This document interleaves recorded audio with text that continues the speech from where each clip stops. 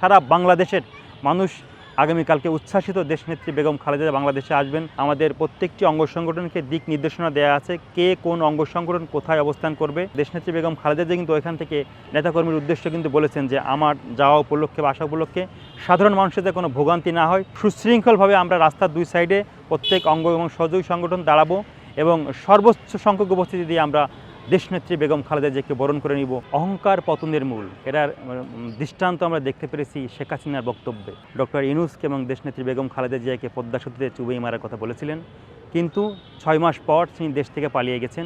দীর্ঘ 4 মাস পরে চিকিৎসা শেষে আগামীকালকে দেশনেত্রী বেগম খালেদা জিয়া বাংলাদেশের মাটিতে পা রাখবেন। এটা বাংলাদেশের গণতন্ত্রের জন্য একটা নব দ্বার উন্মোচিত হবে তার এই আগামীকালকে তার বাংলাদেশে পা রাখার মাধ্যমে। যারা সবসময় নিজেদের ভোটের অধিকারের জন্য কথা বলেন, গণতন্ত্রের জন্য কথা বলেন, মানবাধিকারের জন্য কথা বলেন, তার মুখপাত্র ছিলেন দেশনেত্রী বেগম খালেদা জিয়া। তিনি সবসময় মানুষের ভোটের অধিকারের জন্য, এদেশের গণতন্ত্রের জন্য, এদেশের আপামর জনসাধারণের জন্য তিনি তার প্রধানমন্ত্রী থাকাকালীন সময় থেকে শুরু করে বিরোধী দলীয় নেত্রী থাকাকালীন সময় থেকে তিনি কাজ করে গেছেন। গণতন্ত্রের জন্য কাজ করার জন্য তার স্বামীকে তিনি হারিয়েছেন, তার সন্তানকে তিনি হারিয়েছেন। তার এক সন্তান বিদেশে থাকাকালীন সময় তখনও কিন্তু তিনি এদেশের মাটি এবং মানুষকে ছেড়ে, বাংলাদেশ ছেড়ে কিন্তু তখনও তিনি কখনো বিদেশে থাকেননি। আদর্শিক মা এবং আপসহীন দেশনেত্রী বেগম খালেদা জিয়া কখনোই তার জীবনদশা অন্যের সাথে আপোষ করেনি এবং উনি আগামীকালকে উনার পুত্রবধূ দেশনায়ক জনাব তারেক রহমানের স্ত্রী ডক্টর জুবাইদা রহমানের সাথে বাংলাদেশে আসছেন। এটা বাংলাদেশের রাজনীতির জন্য একটা অন্যতম আনন্দ ঘন দিন হবে আমাদের জাতীয়তাবাদী পরিবারের জন্য, ছাত্র দলের জন্য। আমরা মনে করি সারা বাংলাদেশের মানুষ আগামীকালকে উচ্ছ্বাসিত দেশনেত্রী বেগম খালেদা বাংলাদেশে আসবেন। বাংলাদেশে আবার গণতন্ত্রের সুবাতাস বইবে এবং আগামী দিনের দেশনায়ক জনাব তারেক রহমান বাংলাদেশে আসবেন খুব অচিরেই এবং বাংলাদেশের জন্য, দেশের গণতন্ত্রের জন্য উনি দেশনেত্রী বেগম খালেদা যেমন কাজ করেছেন, শহীদ প্রেসিডেন্ট জিয়াউর রহমান যেমন কাজ করেছেন, তারেক রহমান এসেও দায়িত্ব গ্রহণ করার পরে এদেশে মানুষের জন্য কাজ করবেন, সেই আশা এবং সেই প্রত্যয় রাখছি।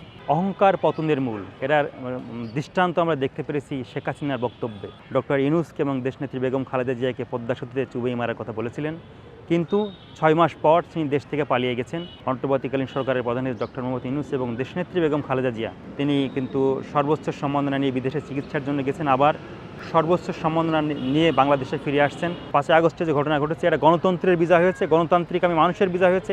আর এই বিজয়ের জন্য নেপথ্য থেকে কাজ করেছেন দেশনেত্রী বেগম খালেদা জিয়া, দেশনায়ক জনাব তারেক রহমান এবং জাতীয়তাবাদী পরিবারের সকল সদস্য।